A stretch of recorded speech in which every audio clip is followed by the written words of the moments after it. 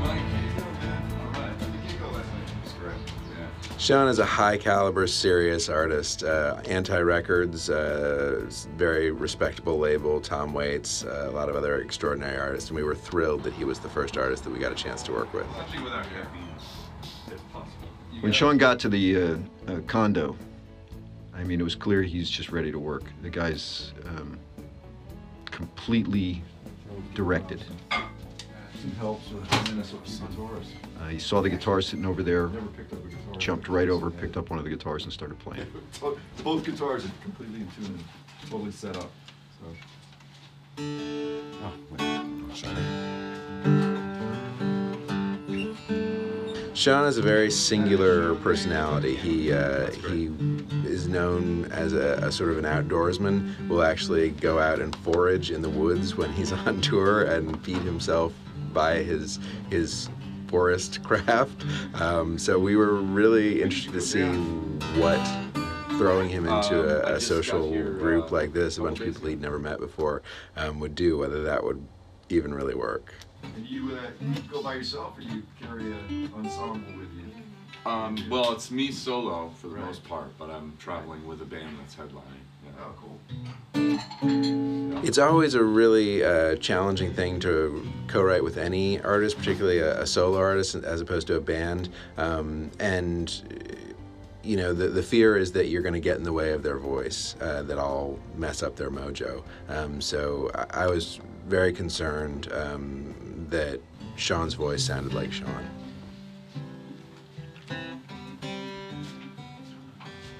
So we had a blonde, I think it was a maple top Taylor. We also had a Koa Taylor.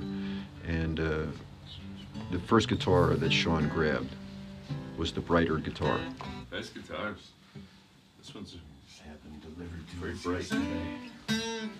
Yeah, the other one is a little darker. Is it? Yeah, you prefer dark? Sometimes, yeah. Yeah. In his lyrics, yes, but in his guitars, no. Picks up the other guitar, and it had just the tone he was looking for. It's a little bit darker, a little bit warmer. He said, yeah, this is great. I love it.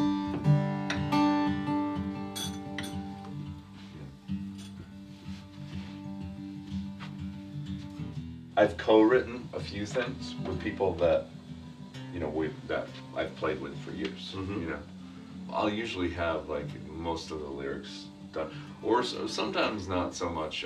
Like I co-wrote this one song where it was really a collaboration. It's like the first time I've done that, where we kind of was going 50-50 split between the, you know, the instrumentation and the lyrics. But a lot of times it's hard, I think, because especially my songs, a lot of them are you know, direct emotionally, but maybe not so direct in the context of the words, you know. So it's like, what the hell are you talking about? You know what I mean? So I think the other person has to really understand where I'm coming from with it, with the song. This was our first session down in Austin, and Sean came with a reputation of being able to really play. The guy can play, can really sing. He's the real deal.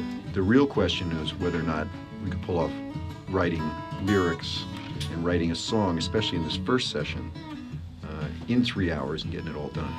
I wasn't so concerned about getting the performance, but he is such a singular voice that I was afraid that we might somehow mess that up, and I was most concerned about making sure that we could reflect in the song him. Sure. Well, I come from a kind of a tradition of songwriting where I want to say something in a different way, you know. I want to say something universal, I want to say something that connects, but I want to say it in a different way. I don't think it's necessary to be so direct that it becomes sort of, you know, uninteresting. Our focus was really going to be, how are we going to tell this truthful, compelling story and stay within, or stay true to Sean's artistic capabilities.